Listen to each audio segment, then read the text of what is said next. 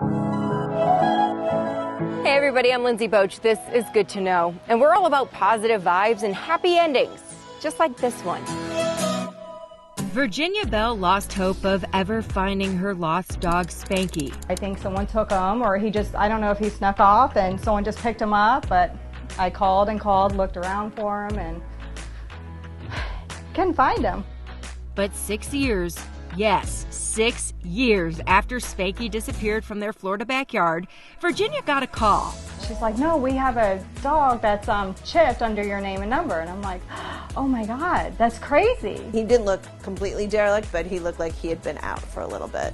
Heather found Spanky while on a walk with her dog. He had long nails, matted fur, and fleas, but he was otherwise healthy. I can't imagine where he's been. Obviously, he's been with someone, because I don't think that he would be able to survive 6 years.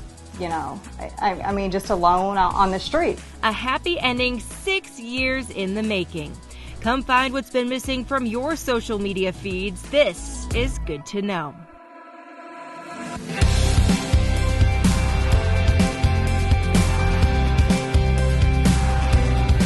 I'm a helper person. I feel better about myself and the world when I help people. That's my motivation.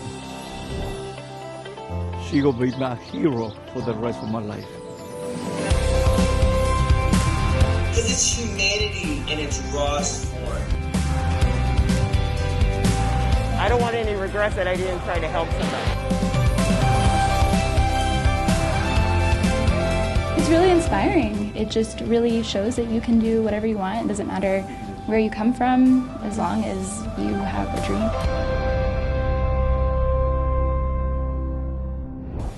Today is a celebration of success stories, and we start with a woman in Detroit whose vision was so grand that she decided to build it herself. Nia Marshall sure is making a name for herself. I own this building outright. I paid for it. I redeveloped it. I managed my own construction. I hired every single crew that did all this work. I did it all. Now, Nia's background does not point to building per se. It's engineering, actually, and I have an MBA in finance. And a fond passion for finding a way to give people what she once did not have growing up in the Motor City. My goal is to make sure that Detroiters have options for healthy food. It's going to be here, healthy and good. Right in your neighborhood. Right here in your neighborhood, District 5. So Ivy Kitchen and Cocktails on East Jefferson was born. Most of the seating will be along this wall. With a state-of-the-art kitchen. Although what you will not see, there is no freezer here. And the reason there is no freezer here is because everything is fresh. Everything is farm to table. After I got my drawings, I went and got my builder's license. Giving her the tools to develop her own space. Why did Nia take on this heavy load? Hefty construction costs. I don't have loans. This is all my own real money. The lowest quote she received from a general contractor was $800,000 to bring this vision into full view. Want to put that price tag into perspective? I would have to earn roughly $50 per person that walks through that door. Every time? Every single time. Not only $50, but I would have to get 238 people roughly through that door a day in order to meet her 3 to 5 year break-even point, which most eateries have.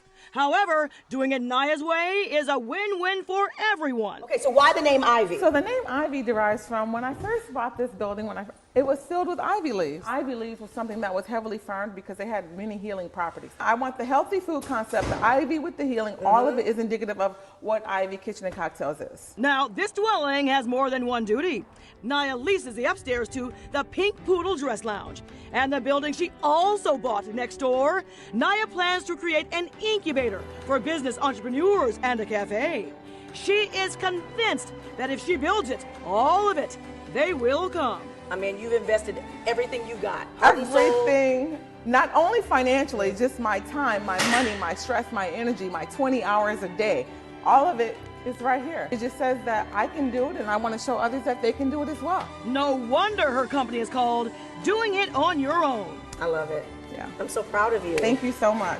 You go, girl.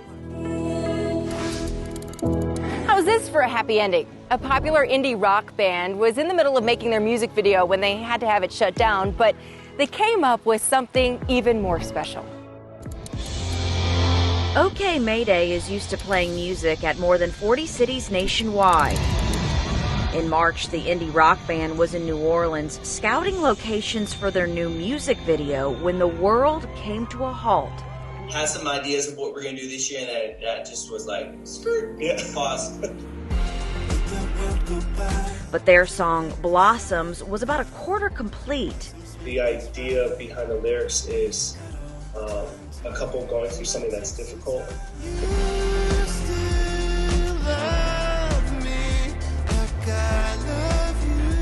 Blossoms, a love song, suddenly took on a whole new tone.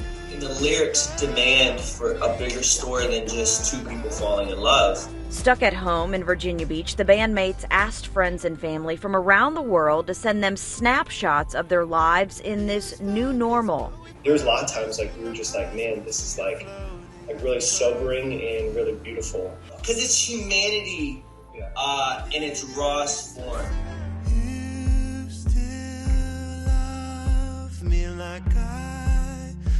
Though we're all in our separate homes, though we're all isolated from each other, like really like let's remember like we are in this together. Like we are here for each other.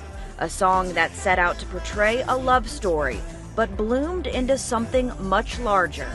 We might as well use these talents that we have. Even if it's just 5 minutes, like making someone feel better.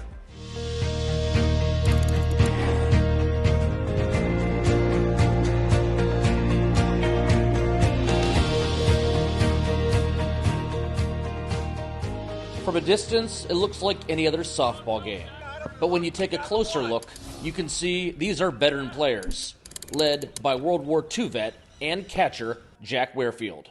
Get off the couch and move around. I got aches and pains like everybody else, but I'm here. They call themselves the Gulfport Boomerangs. This 55 and up league plays 3 times a week, and Jack never misses a game. Jack is the first guy on the field every morning, and he's the most honorable guy we got on the field here. Jack knows a little something about baseball. He spent 13 years as an equipment manager in the St. Louis Cardinals organization, where he became friends with Hall of Famers like Bob Gibson and Lou Brock. But on this field, Jack is the Hall of Famer. Always got his head in the game. He knows what's going on, and he sees who's doing the right things and who's doing the wrong things, and he lets them know. In this particular game, Jack is batting cleanup. But he said when you get to be his age, you're not looking for home runs. Singles are just fine. Well, I swing and hope to hit the ball. If you place it right once in a while, you'll get on base. You can't be thin-skinned to play here. What happened, Jack? The first ball hit me in the hand. And it's hard to lose old habits. On the bench, Jack still keeps a close eye on the bats and balls, as well as the donuts. It's not the same game when Jack's not here. Everybody relies on him. Despite his time with the Cardinals, he says this is the greatest team he's ever been a part of, and he's glad they're back on the diamond. The fellowship in this group is the best I've ever seen. We have more amazing success stories on the way, including a veteran who discovered that you can do anything once you put your mind to it. My therapist recommended the VA bike program, and I'm like, I can't ride bikes. I'm blind. I'm blind. It's bad. It's good to know.